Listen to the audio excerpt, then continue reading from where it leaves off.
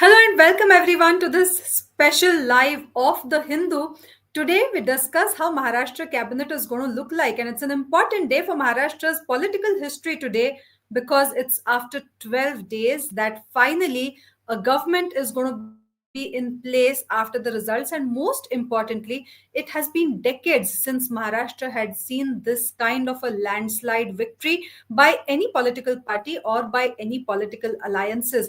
And that's why today we are going to discuss how the Maharashtra cabinet is going to look like, how Mumbai is gearing up for the swearing in ceremony, for which both Prime Minister Narendra Modi as well as Home Minister Amit Shah are going to be flying down from Delhi to attend this. Now, remember, this is a massive event that is taking place at the Azad Maidan in South Mumbai today evening. It begins officially at 5:30 p.m. 40,000 people have been invited for this swearing in ceremony. Among them will be 15,000 Ladki Bahins, which are the favorite sisters of the Mahayuti. The Mahayuti believes that it was this scheme that became the game changer, which brought them to power. And that is why, among the invitees, the 40,000 people who are going to attend Maharashtra government swearing in ceremony today are going to be 15,000 women who will be invited by the Mahayuti. Also, saints and seers, the BJP's right wing agenda, where it will bring forth all the right wing leaders as well. Several chief ministers of the BJP ruled states have been invited. We are given to understand that at least 14 to 15 of the chief ministers will attend the swearing in ceremony, apart from a galaxy of industrialists, key politicians who will be in Mumbai's Azad Maidan today evening at from 5:30 p.m. onwards. But how will the cabinet look like? And that's the most important question that I am going to discuss with two panelists here today. I have the pleasure of having with me Smruti Koppikar, who's a senior journalist, urban chronicler, and founder editor of Question of Cities. And I have with me Shailendra Paranjpe, who has been a veteran journalist for over 3.5 decades and who has covered the twists and turns of Maharashtra politics from Mumbai, from Delhi, at several platforms. Thank you, both of you, for sparing your valuable time for this live at the Hindu today. We are given to understand that it's only the chief minister and the deputy chief ministers. That's only three persons are going to be, swearing in today, and that the cabinet will be sworn in over the next few days by 11th or the next few days thereafter before the first session of the Legislative Assembly. Smriti Kopikar, how do you look at this? A landslide victory, 232 of the 288 seats belong to Mahayuti. 12 days, no government formation, talks continue on a day, such a high voltage day, when the Prime Minister, the Home Minister, so many dignitaries are going to be present. Only three persons, the Chief Minister and the two Deputy Chief Ministers, till now are going to be swearing in or are going to take the oath of office. How do you look at it? Thank you, Vinaya. Pleasure to be on the Hindu podcast. I want to draw your attention to something else before the swearing in. The term of the previous legislature ended on the 26th of November. The state elected the Mahayuti with a massive, unpredicted mandate. Even the legislature has not really been formed. The new legislators have not taken oath. At this point in time, Maharashtra does not have a legislature, despite people of Maharashtra having given such a massive, great mandate to one political alliance. And therefore, if you look at it from that perspective, Vinaya, what seems to be is that there's a certain protocol that is followed.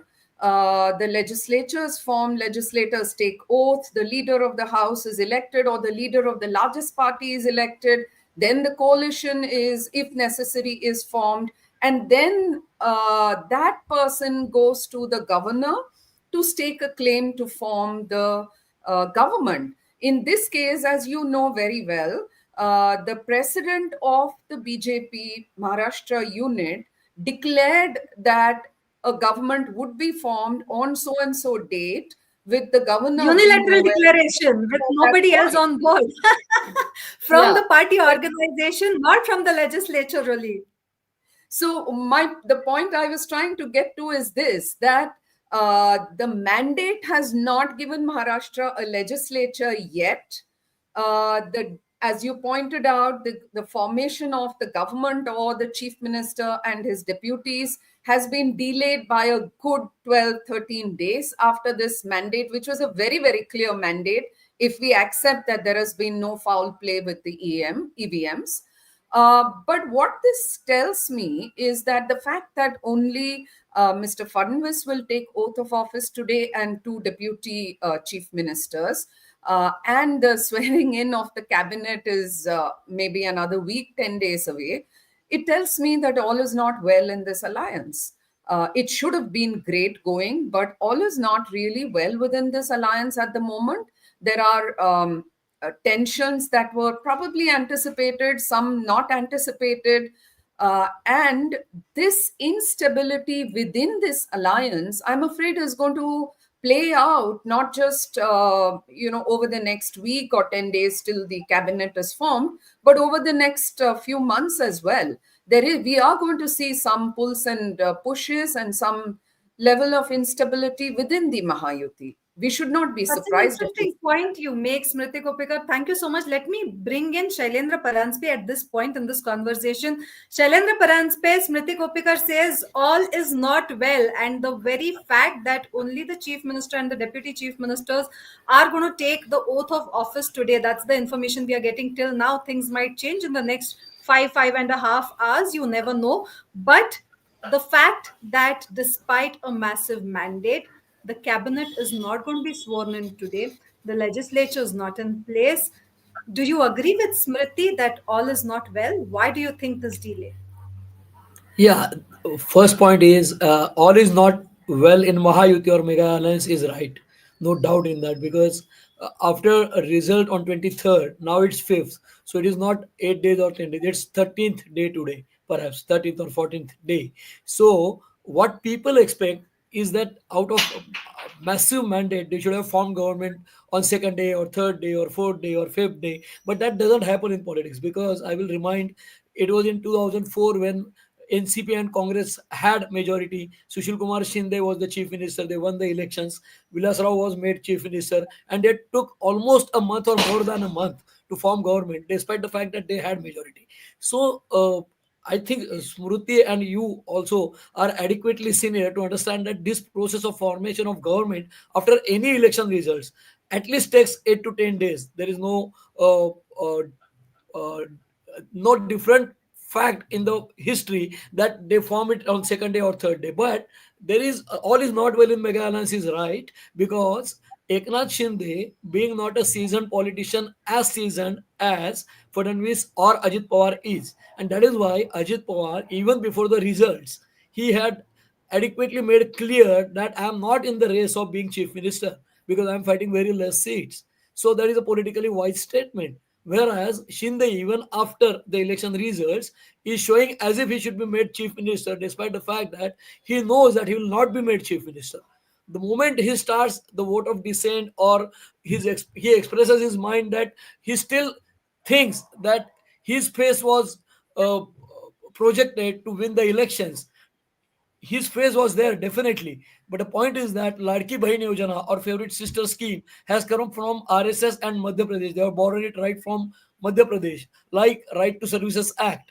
So the entire plan, the election massive mandate is because of Hindu Muslim, that is Katenge to Batenge, Ladli Bahana, and RSS going all the way out to save Maharashtra government because that would have created problem to Modi government at the center also if they would have lost Maharashtra. So right away there is problem in Meghalaya, and as Smruti has pointed out, it is right that it will be witnessed in next 2 3 months also during even till local body elections, which are which can happen anytime in like 6 months. I think maybe March April. So that will be seen during. But I think Fadnavis and Ajit Pawar are seasoned politicians who will not allow those cracks to be witnessed in public, like washing dirty linen in public. But they will handle Eknath Shinde carefully, at least till local body elections. And after that, the correct curriculum or the right program will start, I think. Correct curriculum has been used in Maharashtra politics for quite a while now, Shailendra Paranjpe. The fact that you refer to it at a juncture where the numbers are heavily tilting, and in whichever way you look at this combination, it doesn't look like there will be any other combination that will likely take shape. So, it's interesting that you say that, but at the same time, let us bring the focus currently on the cabinet.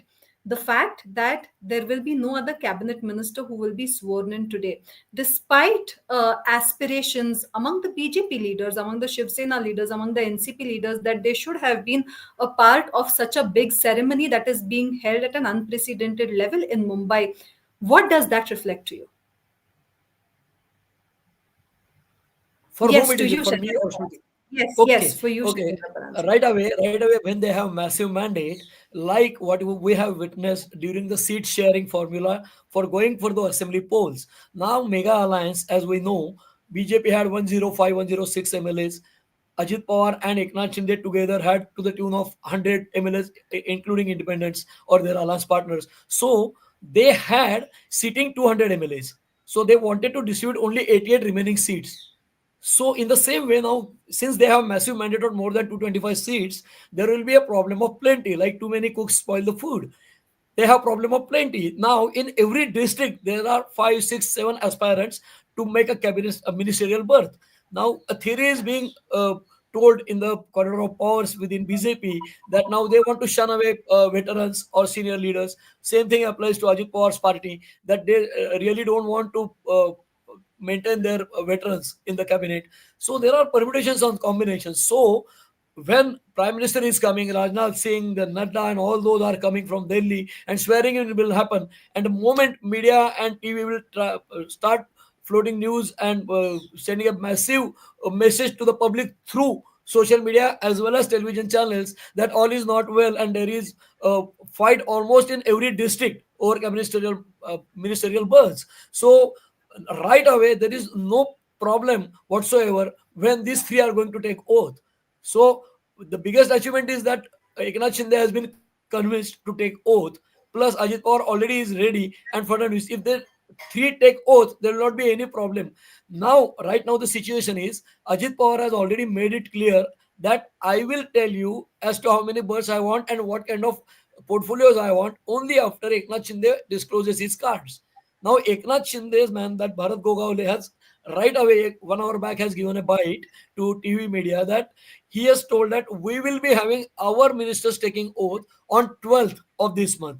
So when 12th December, Eknath Shinde ministers are going to take oath, Ajit Pawar's ministers will be taking oath only after Eknath Shinde's ministers take, or they make it clear that what kind of portfolios they want. Now, when Shinde and Fadnavis agree to the ministerial words and cabinet portfolios to Eknath Shinde's party, then only Ajit Pawar is going to disclose his cards. So, as it is, as usual, we know the practice in Maharashtra is that when constitutionally they can make 43 people as ministers, they will make sure that there are 3 4 seats vacant so that they can show carrot to the disgruntled elements from either side. So right away there will be 39 to 40 people who will be taking oath from all the three parties, but that will not be before 10th or 12th December. That is the situation right now. Only three will go for oath, and that makes everyone happy right away. Well, Shailendra Paranjpe, thank you. Let me please bring in Smruti Koppikar at this juncture. Smruti Koppikar, Shailendra Paranjpe says that there's a lot of discussion, and we have heard this discussion in the last few days as well. Even when the talks for after the results were declared, we could see that the sentiment was the senior leaders should be made to sit back, and that the second line of leadership, the younger leadership which has not had the opportunity to be in power, to take decisions, should be brought forth, and that is how this government should work. We have seen that that has clearly not worked for the leadership positions, at least. Neither Ajit Pawar nor Eknath Shinde nor Devendra Fadnavis will leave that line. And looking at the alliance itself, it is mandatory that strong leaders who have administrative and political experience sit on those positions so that things smoothen out in order to function well over the next 5 years.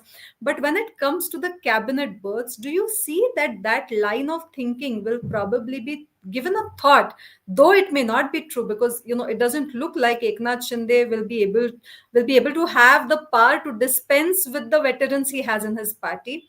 Neither does it look true for Ajit Pawar, and if it goes true for both these parties, it will hardly be the point for the BJP to reconsider. Then in that light, how do you look at the cabinet expansion, the cabinet which will be sworn in hereafter? 2 points come to mind, Vinaya. I think Shailendra laid it out really well about the pulls and pushes within this formation. But when you speak of the veterans having to take a back seat or being put on the back seat, I think that generational shift in Maharashtra's politics has happened with the 2024 assembly elections, quite fair and square. In the BJP, Mr. Fadnavis has made it clear that he has called the shots. He's got the RSS to do their game on the ground and, gully gully, ghar ghar, and all of that. He's made it very clear that his seniors in the state are probably already on the back seat. He called the shots from behind the scenes. He called the shots